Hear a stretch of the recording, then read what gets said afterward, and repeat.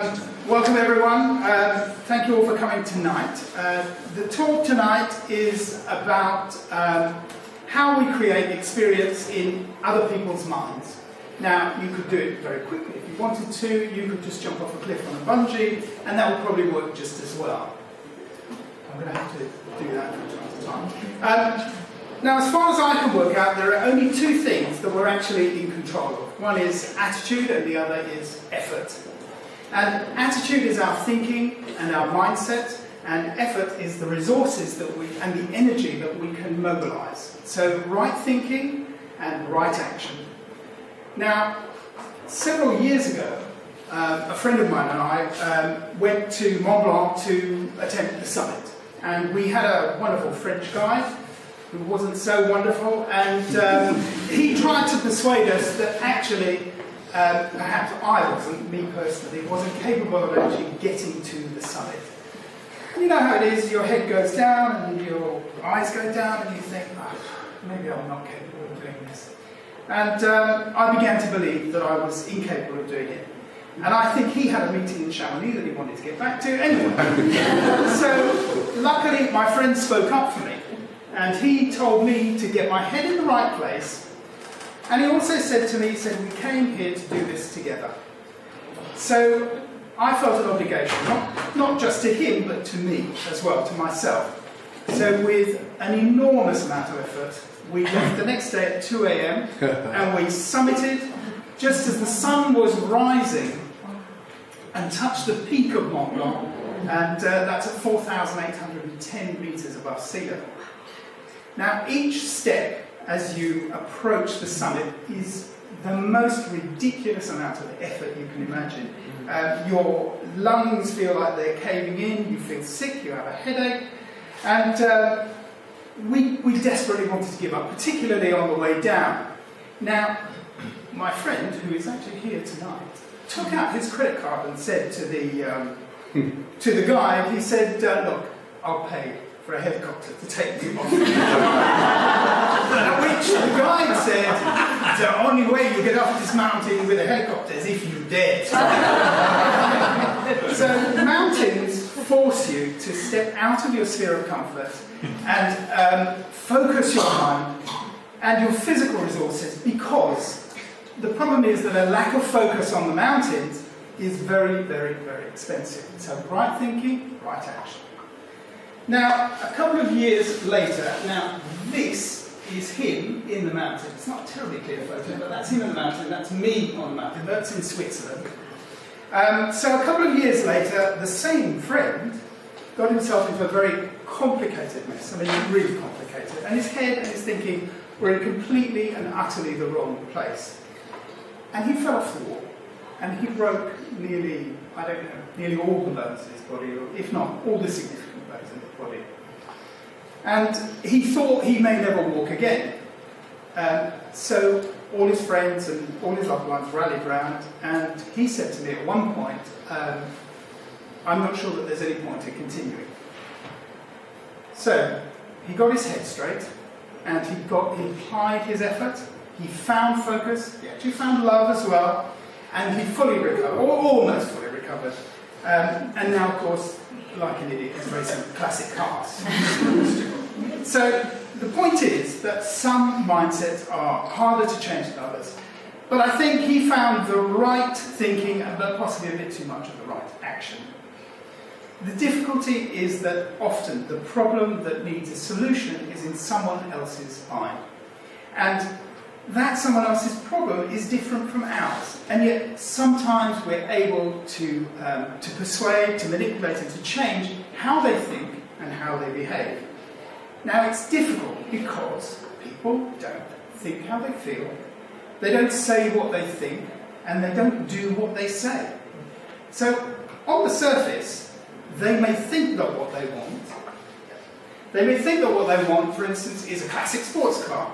But what they really, really want is the feeling, the status, the emotion, the connections that it can produce. And people seek experiences that make an emotional connection. And emotional experiences are how our brains actually work best.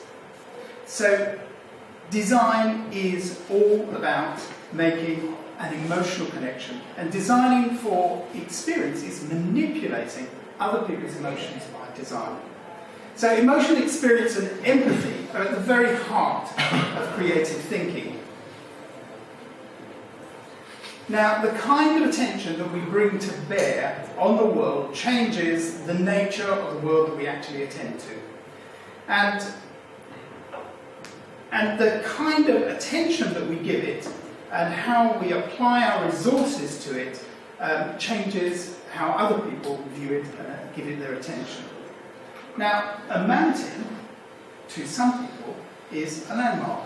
To a navigator, it's a landmark. To a prospector, it might be a source of wealth. To an artist, it's a source of beauty. For a skier, it's a source of fun, a challenge for a climber, and perhaps a dwelling place of the gods, and maybe even a chocolate box for a confectioner. Things change by the attention that we actually give them. And there is no such thing as the real mountain, which can be distinguished from any of these. And there's no one way of thinking that actually reveals what the true mountain is. And not even science has a monopoly on the meanings that we give to things. Now, through the direction and the nature of our attention, we become partners in creation. And not only that, as I'll argue, our attention changes the physical world. So every texture, every word, every nuance, every space, every colour, everything matters, because every nuance changes something about how someone perceives something. I'm going to demonstrate this with just a very short video.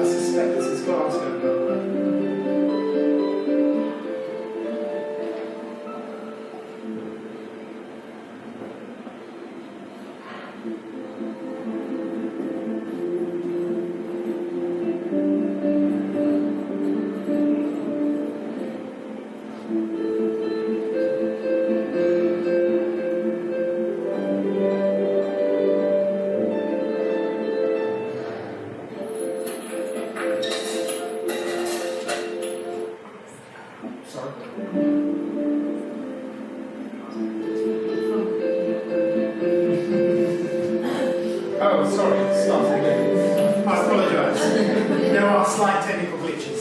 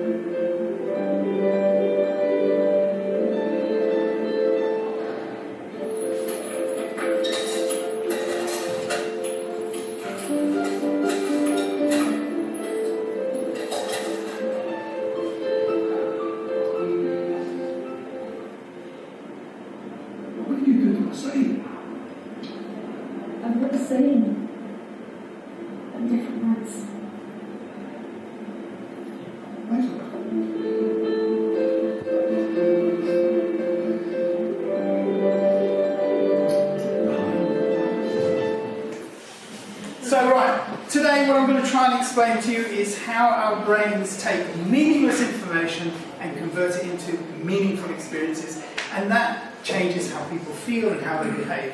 And I'll deconstruct the whole process, then towards the end I'll put it all back together again, and I'll show you how it works as well, assuming I can find all the pieces. But let me start by asking just a very simple question. What do you see when you open your eyes? Do you see reality as it is? Do you see the world as it is? Well, The truth, the real answer is no, you don't see reality as it is. You see reality as you are. And our brains give us the impression that what we see and feel is reality, but actually what it's doing is making sense out of meaningless information. And that is perception and experience. Now, despite what you may think, perception doesn't come directly from your five senses. It comes from your brains. And if you understand that process, and you're able to understand the process and the barriers to that process, then you can begin to interrupt and to manipulate it and change the process. So, most creative thinkers will do this intuitively. And they'll do it by selecting sort of elements and ideas and weaving them into new forms and concepts. And we select and manipulate on the basis of what we want other people to feel and how we want them to think. So these images, I don't know if it works on this screen, but they are actually static. They're completely static. It's the movement of your eyes and the interpretation of your brains that actually makes it feel like movement. So perception really matters because what it does is it underpins how we think, and it underpins what we know, it underpins what we believe, and how we behave. And perception is how we view and understand the world.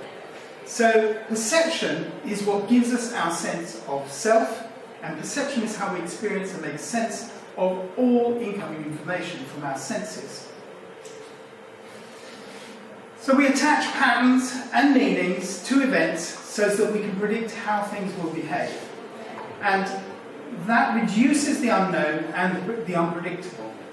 And that's why we learn new things, why we solve problems, and why we try to improve our situation. And why we build beliefs and theories. We want a predictable universe. And to get those new predictions, we have to first move out of our sphere of comfort and into uncertainty. And uncertainty is the itch that our brains have learned to scratch. So the brains create patterns from events and objects so that we can predict what the next step will be. So that could be something like the rising sun, the theory of gravity, the Fibonacci sequence, the movements of the planets, the weather, train arrivals. We look for and find patterns in order to make meaningful predictions and stories in order to diminish uncertainty. And these stories and patterns become our collective rules, our laws, and the environments that make our communities.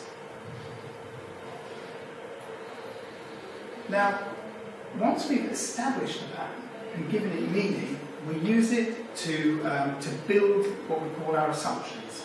And assumptions are basically mental shortcuts. And they keep us safe because they predict what will happen next.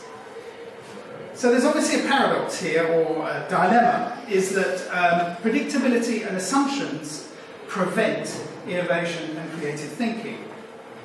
So we challenge our existing assumptions and we step into risk and danger and uncertainty, and it starts with a question. Our innately restless brains constantly crave the resolution of uncertainty. And it seems that creative brains actually thrive on uncertainty. Now, fortunately for us, we have an imagination. And that allows us to actually simulate in our minds, thus reducing the actual risk, the danger, and the uncertainty. Now, there's a very complex feedback loop that reinforces our understanding of meaning of events and forms our self-stories and builds our beliefs. And these moderate how we behave. So we become what we think about. Now, we form our assumptions to interpret how the world works by making stories, and these become our automatic thinking. And they become our habits and our shortcuts and to our behaviour, and they're operated by our subconscious minds. And like emotions, we don't often consciously think about them at all. But they're essential for survival because they are the mechanism of prediction. Now, assumptions are well-trodden neural pathways. So the neurons that fire together, wire together. And the more we use them, the stronger the connections get and the more forcefully they intervene in our behaviour. So you can, the same thing happens with negative as with positive thoughts, is that they become very persistent and they become our habitual modes of thinking. They become our mindsets.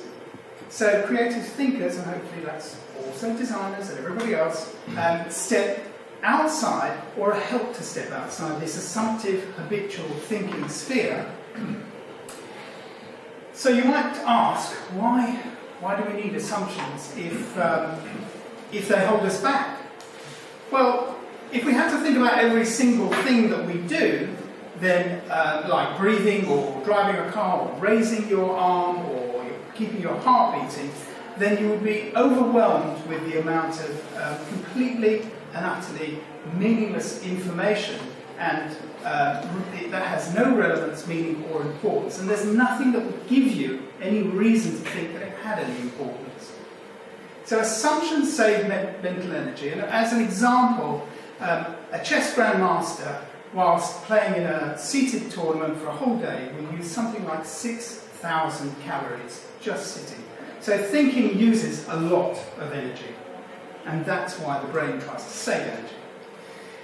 So that's why we cannot make any meaningful decisions without the involvement of some emotion or some gut feeling. Now, as an example, if you didn't feel pain, you wouldn't have any way of stopping yourself from becoming harmed.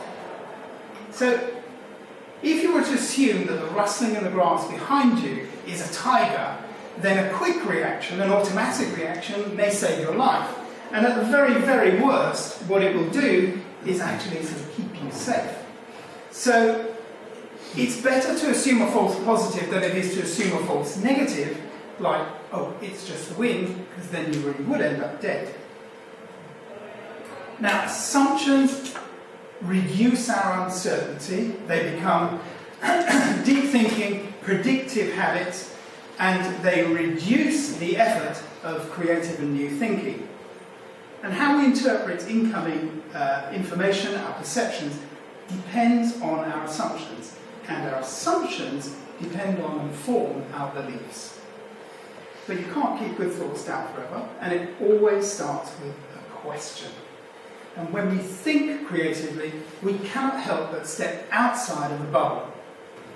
Which is why all creative thinking begins with questioning an assumption or a what if or a why question. Now, that's basically the first step in the creative innovation, the entrepreneur, the whole process.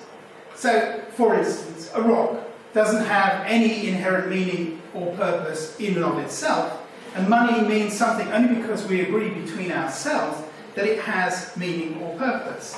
So agreed meanings give objects concept and concept purpose. And our assumptions always take the path of least resistance and direct what we want to see, or what it wants to see, either right or wrong. Now, we don't come into the world with any kind of instruction manual, and we have to stand on the shoulders of giants in order to create our collective consciousness that we call an ecology. And although we are hardwired for many, many things, we have to learn to respond by trial and error. Now, we build our castles, we build our cities, we build our societies, we build our communities and our environments, all by pushing beyond meaningless information and giving things meaning and purpose. So we do that by taking action, and we stand on the shoulders of giants. So the brain makes meaning from patterns of information, and patterns enable us to predict. Our collective prediction begin to create our ecologies, and the environments and our ecologies that we collectively create shape our thinking. And that changes our thinking, which in turn changes our environment. Now, our minds match their ecologies. So, we have to continually redefine normality, because to survive, we need to change and adapt, and to survive better, we adapt and innovate. Otherwise, we would all become extinct. So change the environment and you change the brain. Change the brain and you change the environment. So we become what we think about. And we don't see reality as it is, we see reality as we are. Now, the meanings we attach to something in context is the experiences we feel. And I'm going to show you how that happens and why it happens. Because context is everything. Now, these three cats, I hope it works on this screen. They are all the same colour, but they look different colours. Does that work? Mm-hmm. So the middle one looks a bit more orange. If I zoom it up, you'll see that they begin to look a bit more similar, but that's because the context now is a little bit more spread out. If I remove the yellow bars, then you can see that they're all the same. And I promise no cheating. I haven't cheated. So this is an example from a very famous French chemist called Chevrolet, who illustrated the point of context by these bars on the left. Now, all these bars are completely flat colour, but they appear to be fluted because the background is graded from light to dark, from left to right. But if I reverse them, and I promise it's real, I'm not cheating, that is for real, they appear to be flat bars because the context in which they're sitting changes.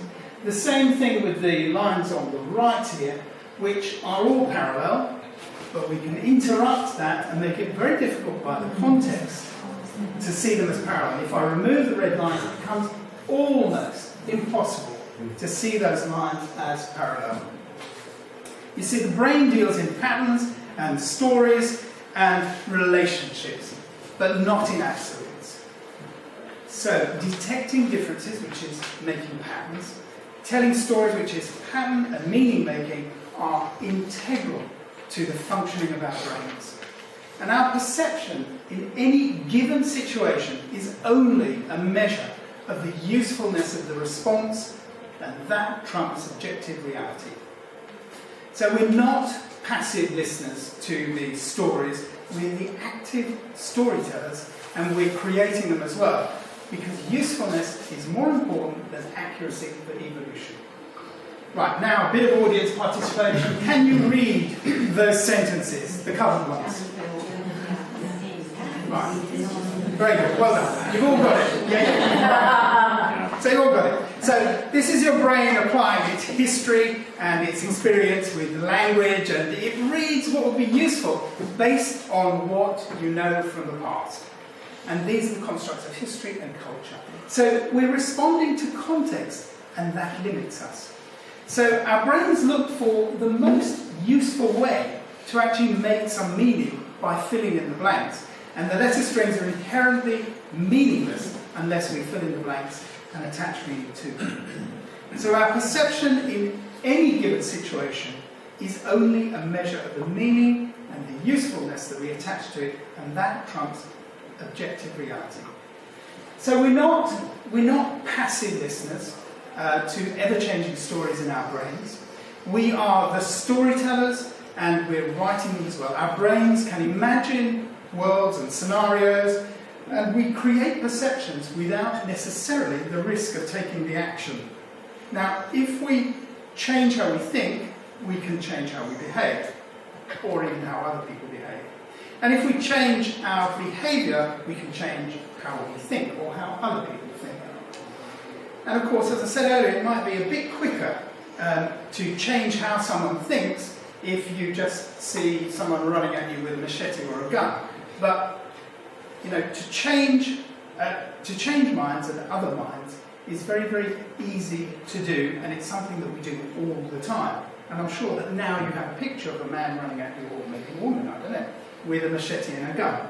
So a simple experiment was done, which you can test for yourself, and it was done, I think it was at Stanford University, where they asked students to spend a day smiling, to really make an effort to spend a day smiling.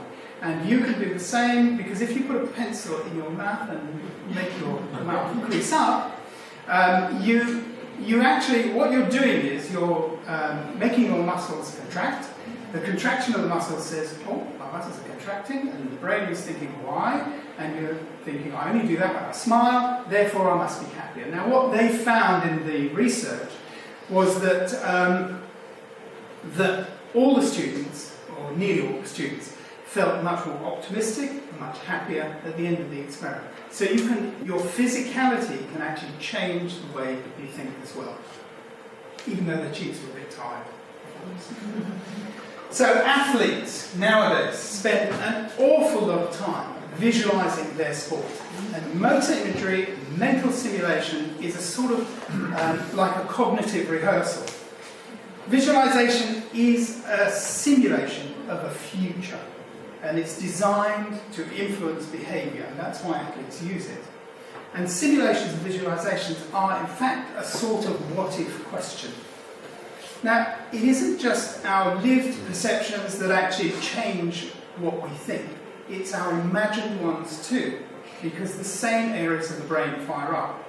Our brains use the experience to acquire as many of these assumptions as they possibly can, in the hopes of finding sort of energy-saving principles and paradigms that can be applied across contexts. So assumptions actually represent our world view, and our assumptions make us who we are. Now, the edge of the sphere here forms what Kaufman and Stephen Johnson call the adjacent possible, and the space beyond and outside that boundary is actually the space of possibility and uncertainty. And that's the universe outside of our current experience and assumptions. That's where creative thinking and new experience lives. So by asking a question and challenging an assumption, we step out of the sphere and into risk and uncertainty and possibility. Now, I'm sure you all know that when you're entrenched in a paradigm or a particular way of thinking, it's very, very difficult to break out of that because they are well-trodden pathways. So, this becomes, when we step outside of the sphere, our new world view. And this is new experience born out of creative thinking. It's a kind of outsider mindset. So our worldviews are grounded in our assumptions and knowledge, and we have evolved to adapt, and adaptation becomes innovation.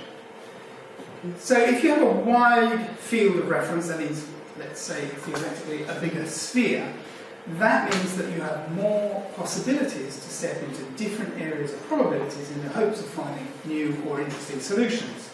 So we challenge our assumptions and rules, and we give meaning to new and to past experiences. Now, all experience and feelings involve emotions, and we balance that with what our assumptions will actually tolerate and the risk involved in actually stepping outside of that comfort zone. But the possibility is of making new stories and new meanings.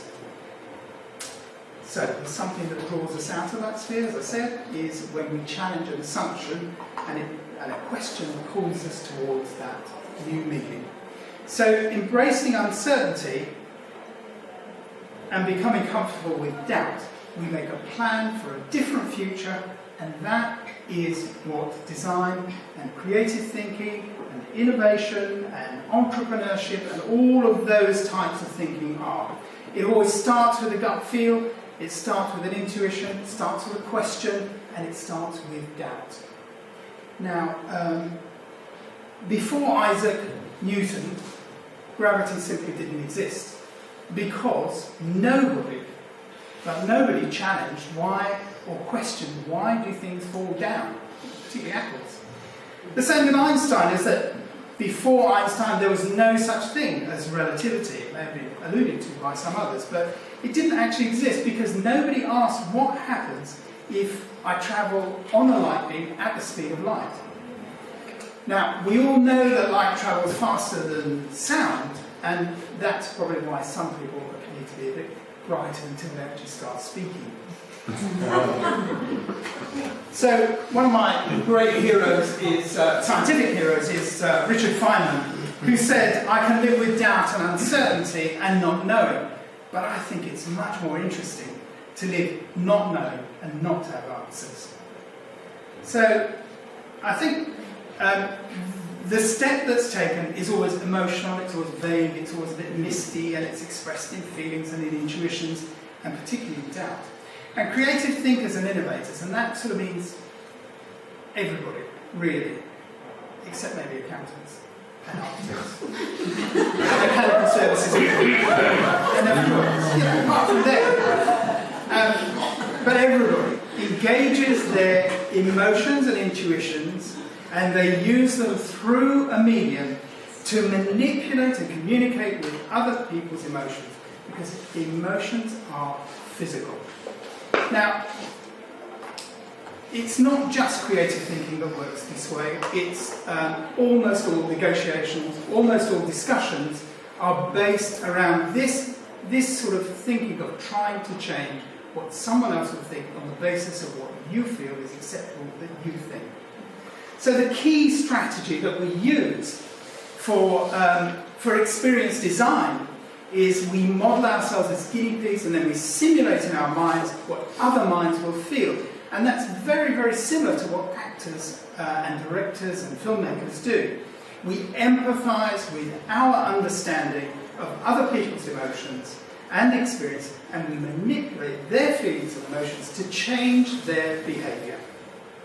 Now, really effective design and advertising sells to our fears, to our biases, to our emotions, and our assumptions. So, good design is, I think, the best definition comes from Don Norman, which is it's emotional, behavioural, and cultural. Emotional being that you have to respond to whatever it is, the thing that you want or the thing that you see that you desire. It has to be user-friendly in some way or fulfill some sort of function. And then the best ones, of course, have got stories within them. They have some culture, be it that you're buying into Coca-Cola's culture or someone else's culture or Apple or whatever it may be. So the problem is that consumers don't think how they feel, they don't say what they think, and they don't do what they say. So that makes it very difficult to work out what anybody else thinks, and that's partially why we try to change how other people behave and what they think. Because emotions are basically people's assumptions laid bare. Now, experience design is alchemy, it's not science, and it won't become science. But it does turn lead into gold, and earth and rock and mountains maybe into emotionally meaningful experiences. And it transforms how someone feels and consequently how they think. Now, effective experience design affects our feelings and our emotions by releasing good feeling hormones and chemicals in our brains and in our bodies. And that's basically the payoff. That's the reward. There is a thing called the habit cycle, where you have a cue, a routine, and a reward. And the reward for almost everybody is an emotional reward. It is a chemical, a neurotransmitter reward. So really good design, though, goes a little bit beyond that and provokes new meaning that engenders emotion in others, and that's what people experience. So we always tend to think of emotions as being very vivid and very demonstrative, but that's not really what they are. Emotions temper everything that we do. Without emotion, we would be incapable of making any decisions, because there would be nothing that tells us what is important, what we care about, and what really matters to us. So design experience is about many different types of things, but primarily it's all related to how we feel and how we make other people feel. Now, I realise that this is quite conceptual, really. Conceptual is a framework. And I wouldn't blame you if you're thinking, or sitting there thinking, yeah, that was really interesting, but so what? Who cares? And how does that really fit into the real world? Well, it does. Honestly, it does, because it's what everybody does, whether you like it or not. And you may not like it. I don't know. So I'm going to take an example. And I'm going to take an example of something really dull, uninteresting, boring, like going up and down stairs, which is obviously much better for your health. Because I need to prove to you that if experience design can change how people feel, can it change how they behave? So this video that I'm about to show you, the brief for the designers was, from the council, was that they should create a new campaign to persuade people that using the stairs was better for their health.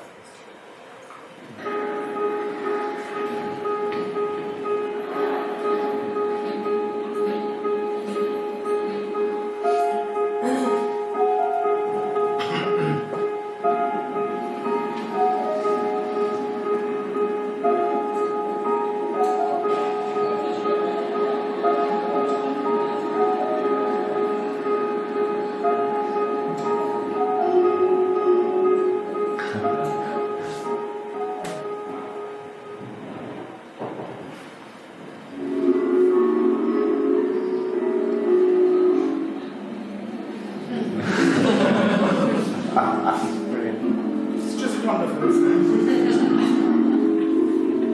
Who doesn't want to go on that staircase?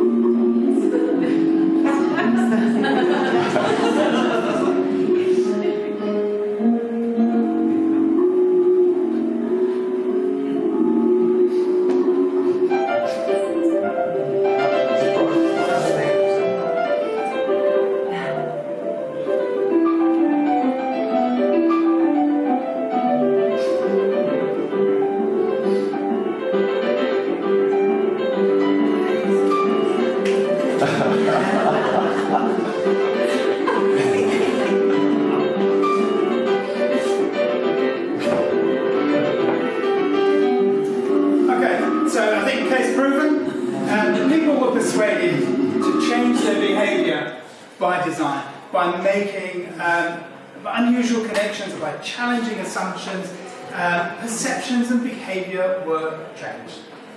I like to think of this sort of thing as two ideas coming together. They have sex, and the offspring is sort of health and joy and the fun of the staircase. So we all design experiences, either consciously or unconsciously, and not just experiences, we negotiate as well, on the basis of what we want to feel and what we want other people to feel. Now, obviously, joy and humour are incredibly persuasive, but it's all about feeling and the experience. And, of course, the movie makers are the absolute masters of emotional manipulation. You only have to watch a horror movie or a romantic comedy. The music kicks in at the moment that you need to either cry, be afraid, be very, very afraid. They are geniuses at it. So as I said, the only real tools that we have at our disposal are our attitude and our effort. By changing our attitude and applying our effort, we change the way people think and the way they behave. And if you add into that intent, that is designed by emotional manipulation. I've got one more case study to show you, because not only can it bring joy and humour, it can also save lives, and it really, really can save lives. So let me show you this. This is also in Stockholm.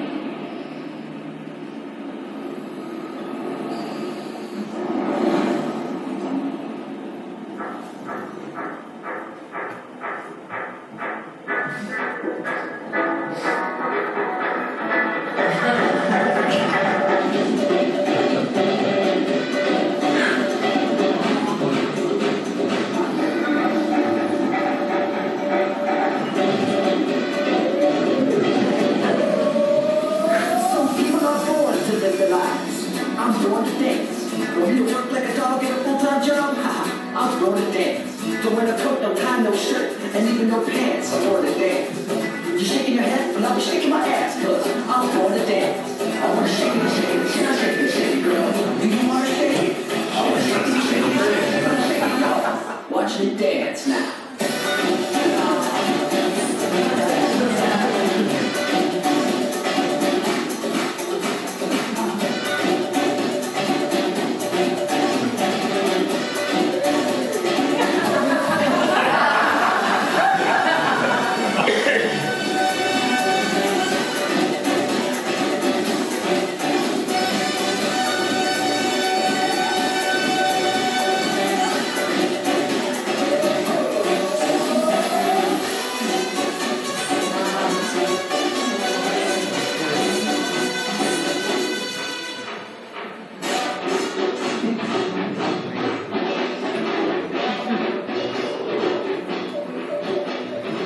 So, my point is that everything we do, everything we design has an effect.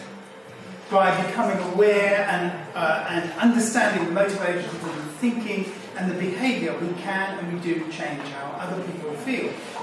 Now, it's not just how they feel, it's how they behave, and it's we create meaningful design experiences. So, design for experiences changes how people behave. And that changes our relationship to objects and to people. And that changes the stories that we tell, which changes the communities that we make, which changes our environments, which changes societies, which possibly even changes the world. So, if it doesn't change the world, it at least changes our perception of it. So, thank you very much. That's it for this evening, and thank you for listening to me. It's been my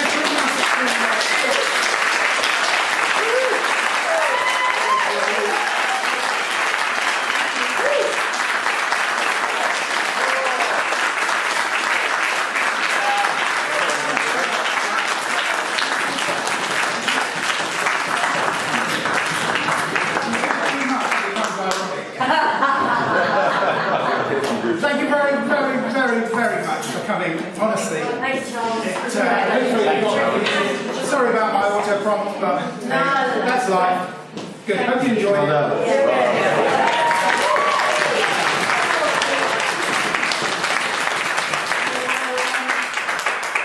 There were 5 or 6 of you, I just sort of picked out sort of at random, not quite totally at random, who are going to do just a quick sort of review, testimonial, comment, bullshit, crap, rubbish, whatever you want. But if you can find these guys, it's just outside. Help yourself to a drink. We have to clear the building relatively soon, but thank you.